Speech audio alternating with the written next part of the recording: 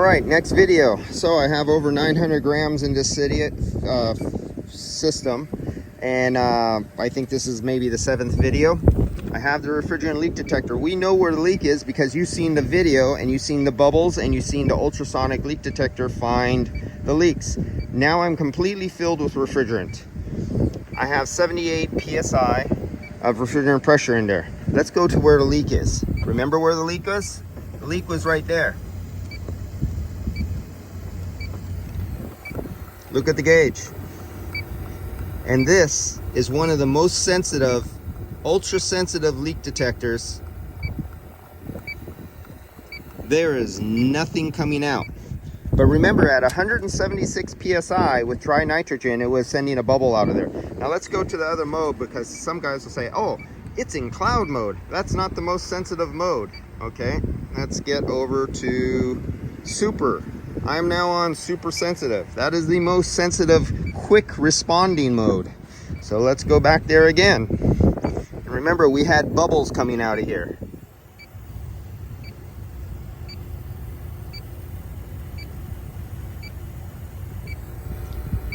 Nada, nothing. So you go, oh my God, that's a bad leak detector because we seen bubbles out there and that leak detector doesn't pick up nothing. But remember, at 176 psi with dry nitrogen, the ultrasonic leak detector picked up. So let's look at that. Oh, hold on. This is a vacuum leak because there's a vacuum pump in here and it's pulling air. So it's sending out the sound that this likes to see as a vacuum leak. So you cannot have a leak detector running while you're trying to use one of these. So let's come back here.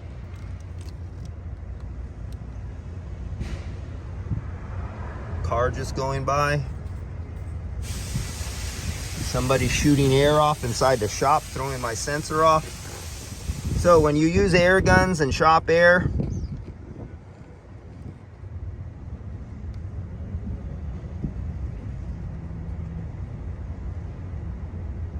nothing. So that was the leak from before. Remember the bubbles. Let's visual. Let's get you some bubbles. Now remember the last video with the bubbles. Okay, all I did was use some soap, concentrated soap. Let's get a little concentrated soap here. I didn't use my blue, what the hell's the name of that? I can't even remember my leak detector name stuff is called. But here, boom. We know, there we go. From the other video, we had bubbles coming up here. So let's look for the bubbles. So now,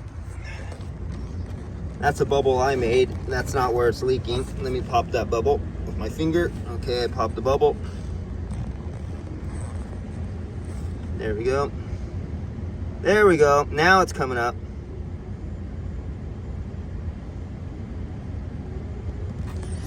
Now let's get the leak detector again. Do we still have it on? Yes. Now we have a visual.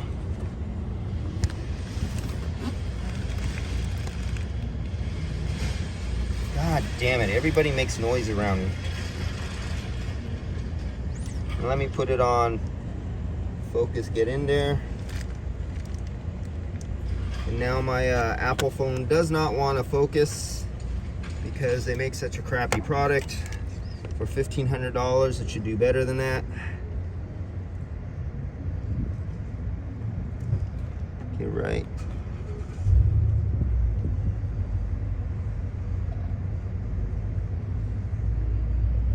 Just a little blip. Get in there closer, closer. You see that? The little bubbles.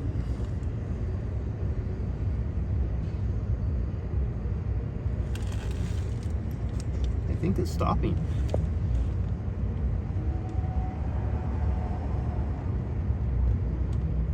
Just a little bit. So let's take a closer look at that.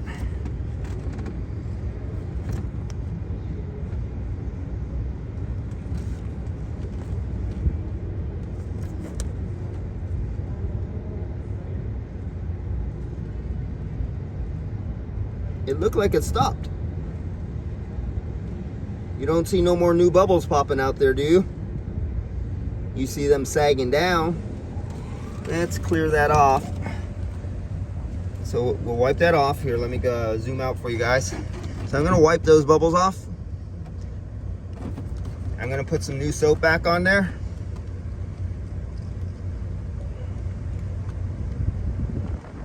There we go. Let's get back down there and look again.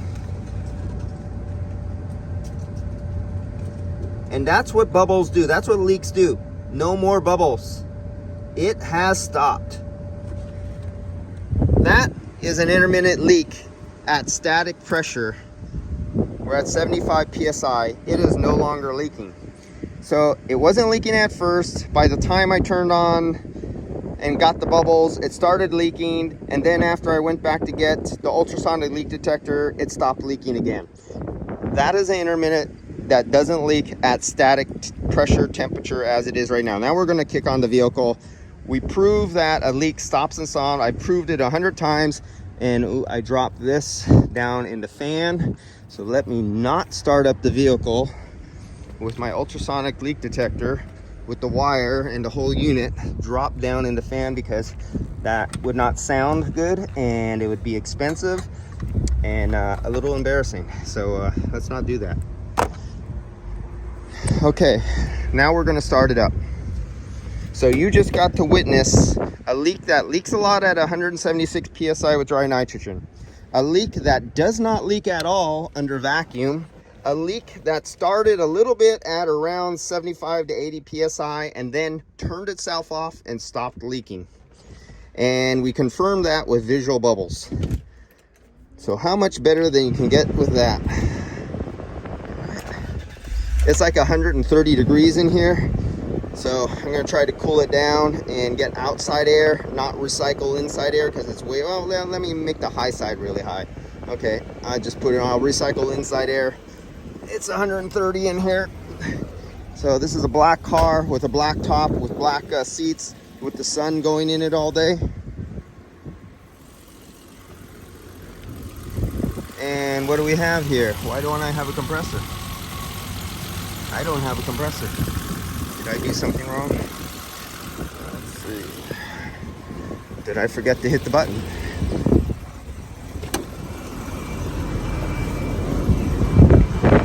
No, we got no button.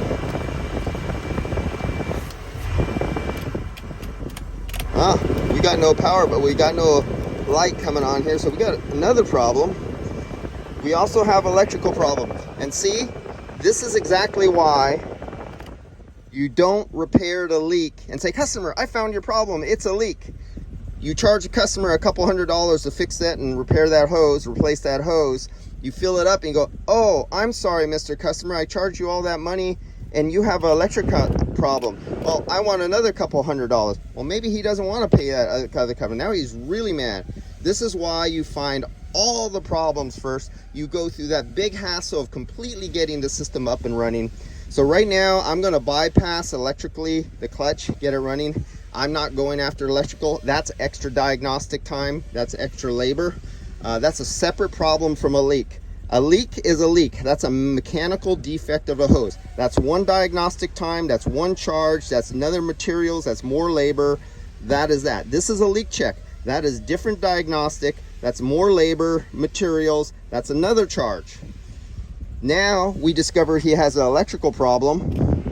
That's more diagnostic time, more parts to repair whatever's wrong with it. That's a whole nother procedure on top of this. So now so far he has 3 different charges to go by: a hose repair, a leak test right now, electrical repair, and then for me to come back later after replace the hose, recharge labor and materials again on top of all of that. So let's see what else I could find. I'm going to bypass the compressor just so I could see it crank and what pressures are like and temperatures, and we'll go from there. Next video. See you guys.